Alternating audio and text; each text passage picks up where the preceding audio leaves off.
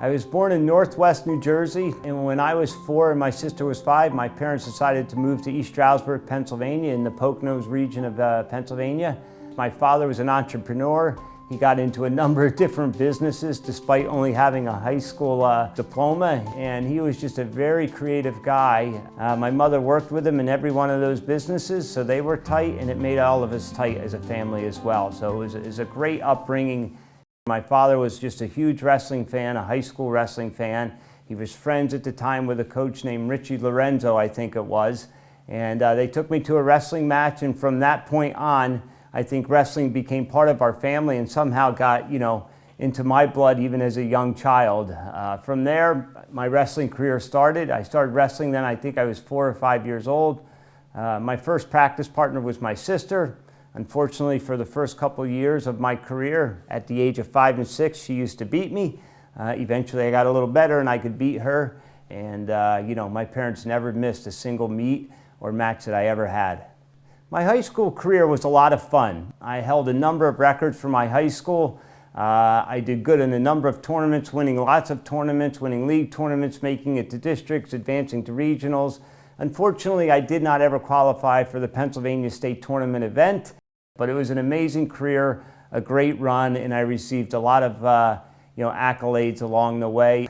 After high school, I went to Wilkes University, went on a wrestling scholarship, and after being there only a semester, I started to learn a little bit more about technology because my brother-in-law went to a technical school, DeVry University. And I made a very, maybe controversial decision at that time to leave, a college, a 4-year college, and to go to a technical school, to leave a scholarship in wrestling and now go to a school where my parents are going to have to pay. And it was a tough decision. At the same time, there's a blessing, there's a silver lining in that decision because I got into the technical field. And for the last 33 years, it has served me quite well to be in the technical field. There was a number of values that I took from wrestling that I still, feel are important to who I am today. First is grit, second is determination, and third is what I would describe as tenacity. I'm a very focused individual, and I think all of that I got from my wrestling days. And if you're not, full of self-discipline and control, I don't think you can be successful. The other thing is the importance of heart. In wrestling, you don't always have to be the strongest. You don't have to be the one necessarily who's the smartest, who has the best technique. But if you have the biggest heart and the will and the drive to win, most of the time you will, despite maybe not having all the physical traits that you need. Because while heart is not the biggest muscle in your body, it's the most important. No one has more drive, energy, and just focus than Carl. I began my career as an engineer in 1987 and worked as an engineer for the first 7 years of my professional life. And then I moved into sales and quickly into sales management and just started working my way up the corporate ladder across a number of companies. Before I joined Sequoia Capital, where I'm at today, which is a venture capital firm in California, before that I spent almost 15 years at a company called VMware, where I joined them when they had about 200 people, mostly engineers, very little, almost no revenue at all. And I was fortunate and blessed to be part of growing that company from 200 people to 20,000 people, $0 to $7 billion in revenue. Where I eventually ended up being the president and chief operating officer of the company. I'm so thankful for that experience, but it was time to do something different. And that different thing was to move into the venture capital world, where now I focus a lot of my energy on investing in young companies, young entrepreneurs and founders, and help them build hopefully iconic companies to stand the test of time and bring that 30 years of experience I had on the operating side back to all of these young founders. I'm fortunate to have the opportunity to spend a lot of time with people and companies and talk to them about what success looks like.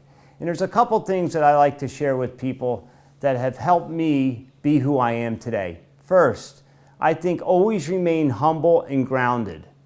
Second, I think you should always be authentic. I find people really like authentic people, especially when they're in a leadership position.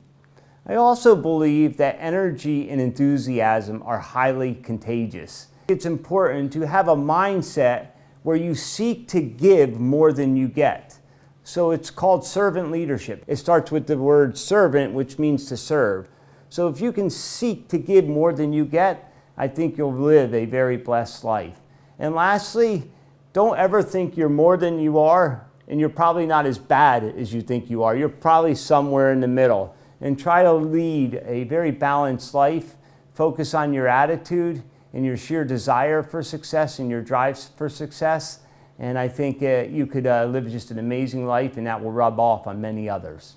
There are many times where people have asked me questions about Carl, and they often share that they feel that he's a little intimidating and very just unapproachable. Even our children's friends say that. They all say, we're afraid of Carl.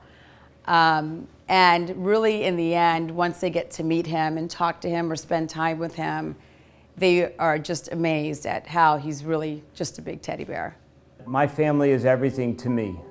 Everything else in life will come and go, your title, your pay, your success, but my family will never come and go, and it will be there for me, and I always know that I will be there for them. I have an amazing wife of 30 years, and Anna, she's my soulmate, and she's the force behind me, both personally and professionally. I have two twin girls, Emma and Mackenzie, who are 18 years old, and my son Jack is 17 years old. Being inducted into the National Wrestling Hall of Fame is something I would have never expected in my lifetime. When I received the call that I was going to be nominated to potentially be inducted, that was completely surprising. Being told I was getting in was like shocking, and it was probably one of the most exciting moments of my life and one of the best awards I've ever received personally or professionally.